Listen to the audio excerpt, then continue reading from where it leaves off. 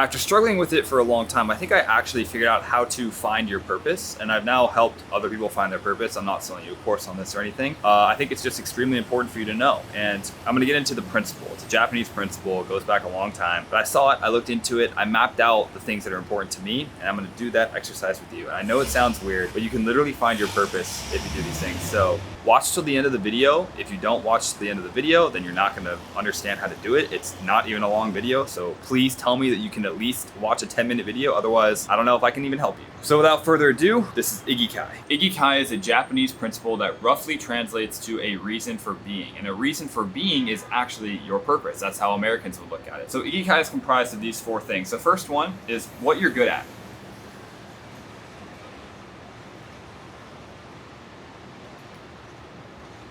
What you're good at can be many, many, many things, okay? It doesn't just have to be like, okay, well, I'm good at basketball. Like, it doesn't, it could be I'm really good with people. It could be, I love hanging out with dogs. It could be anything that you feel like you're better at than the general population and you naturally gravitate towards.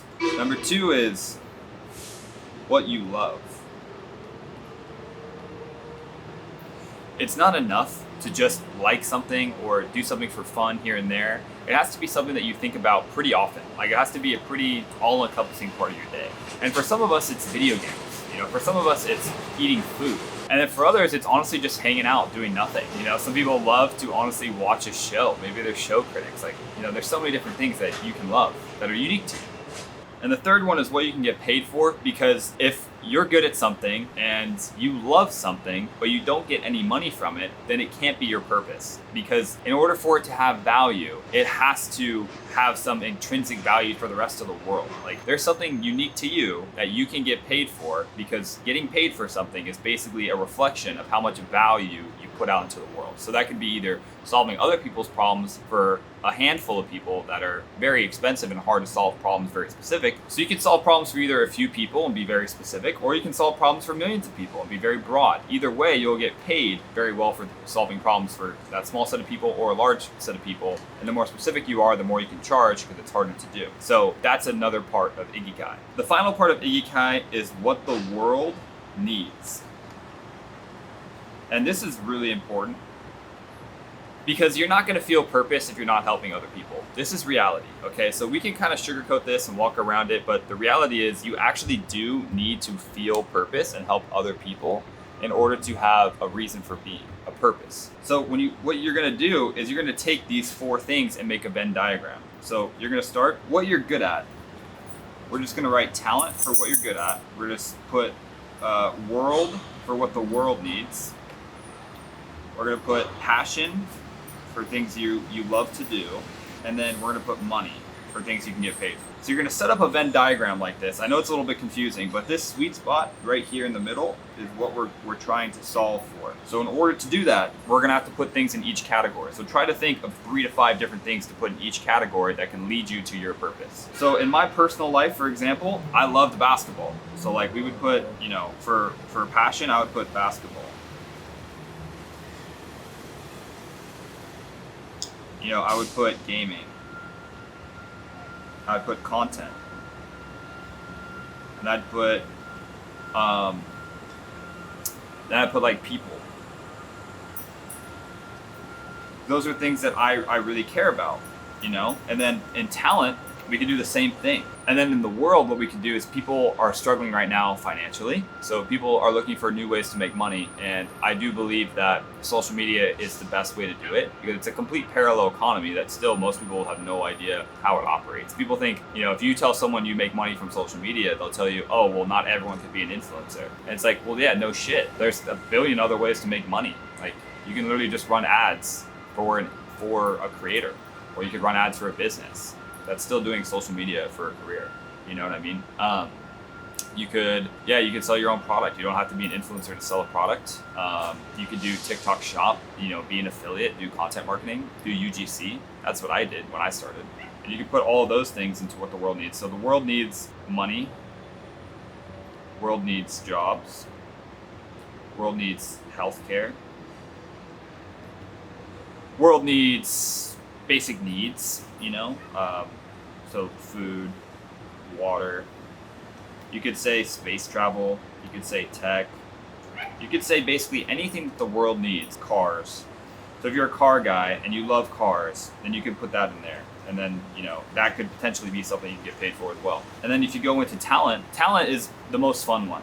Like I believe talent, in order to be talented at something, you have to be like at least top 1%, maybe 2% at something. So for instance, I like doing these things, right? But am I a top 1% basketball player in the world? I'm not. So I probably wouldn't put that in talent. But let's just say athletic,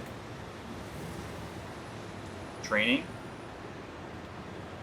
So like I've ran an ultra marathon, half marathon, full marathon, ran a ton of races. I did play college athlete. So like athletic training ability is like kind of in there. And then I'd put something like, content. I have 150,000, 160,000 followers, whatever it is on all socials. I'm pretty good at content. Another thing I'm good at is like reading people. I'm really good at reading people. I know what they're thinking, even if they try to hide it or they think they're being very slick. I pretty much usually know what people are thinking, like 99% of the time. It's very rare that someone's off-putting for me. So you have your talents and stuff. And then money, what you can get paid for, social media you can get paid for. You can get paid for sales as a skill, marketing, gaming.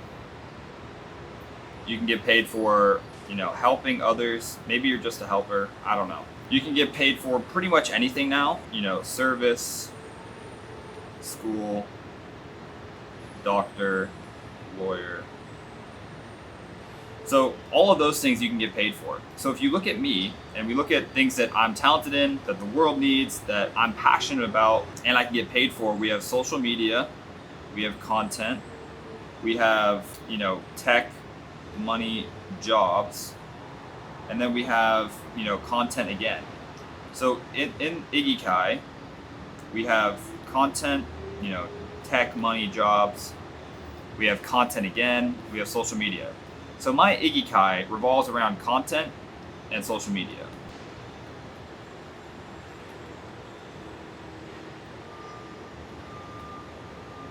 So my reason for being, which is what Ikigai roughly translates to, is content and social media. Like I'm confident now after doing this for years that this is what my purpose is, and things will change and take shape. But the idea of being able to post and reach millions of people, I have hundreds of millions of views on social media. It's crazy to me. I love that idea of being able to connect with that many people. So if you're trying to find your reason for being or your reason for existing, this is the best way to do it. And so what you go and do then is you try different avenues within your Ikigai. So for me, I love content and social media.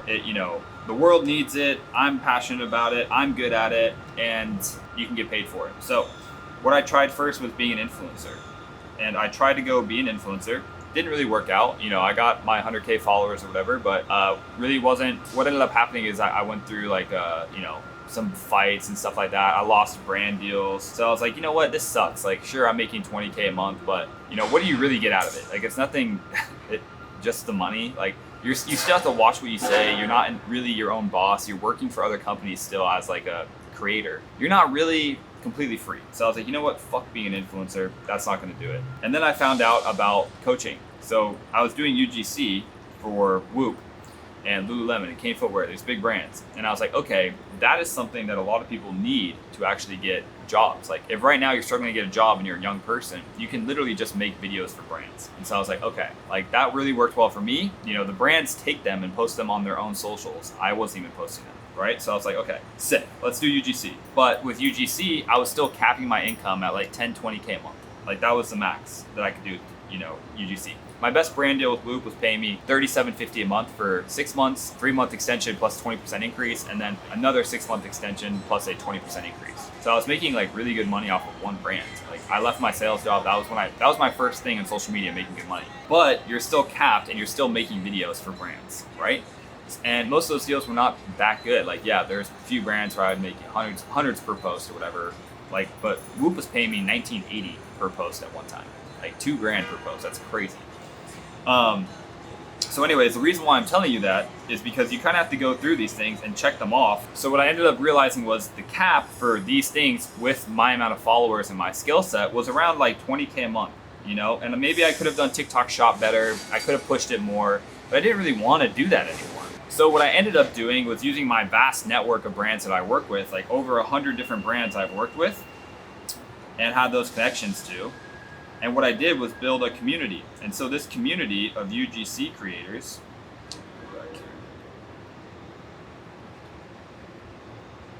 so this community of UGC creators, I don't have a cap. Like, now I get to work for myself and I'm running a community. It's my own business, and it's an agency model that I'm working with the brands still and managing creators for the brands. This model has gotten me to about 80K per month with the community. And so realistically, 100K a month is going to get you like 1.2 million a year, right? So that's the goal, is getting to that number. But the issue is, in order to get to this number, I had to go through such fucking headaches, like insane amounts of headaches for things like sales, ads, fulfillment, contracts. Let's say sales team, I probably spent about, in the past few months, probably like 50K on paying out sales team. Ads, I've spent around 10K. 5K of that was investing in a program to learn how to run ads. And then in terms of fulfillment, I've spent most of my time making sure creators are getting that fulfillment from me, because if they're not, then the whole thing falls apart. So I spent a lot of time getting the fulfillment for all these people. So this is really like a time thing. This is like time issue. And then contracts, like not having perfect contracts, dealing with like, battles and stuff like that. Also a money issue plus a time issue. So now, we've gone through and, we've pretty much checked off another thing that I was doing. So what's the next evolution of this? And honestly, it's probably software, because in SaaS, you're going to have fulfillment issues. You're going to have, obviously all these issues with, sales and ads and all these things as well, right? But it's very much a digital product, and it's kind of I don't want to say set and forget, because it has a ton of work, but it's a lot less headache and hours in the wrong things than a community. So now this is leading me towards, again, like Ikigai is content to social media to SaaS. And I've been through this entire evolution, starting at here as an influencer, and then going up all the way to, creator, like UGC, and then community, and then now SaaS. So that's what I'm working with now, and I have advisors helping me get there, because that's the next step. And I'm also learning to code, which is another skill set that I'm trying to acquire. And it's nothing crazy, I'm just using cursor. But yeah, so that's pretty much the whole thing. I hope that makes sense to you guys. That's how you can find your reason for being, is you take a smart approach to this and go through all these different things. Figure out and take a detailed accounting of everything that you're talented in, the world needs, you're passionate about, and what you can get paid for.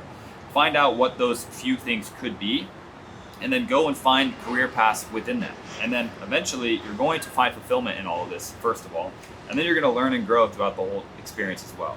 And that's what I've done, and it's allowed me to go from creator, influencer, UGC creator, running a community, to then building a SaaS, which is the next natural progression. And from that, you get to basically figure out who you are and what your purpose is. So hope you guys enjoyed that. Talk soon. Boom.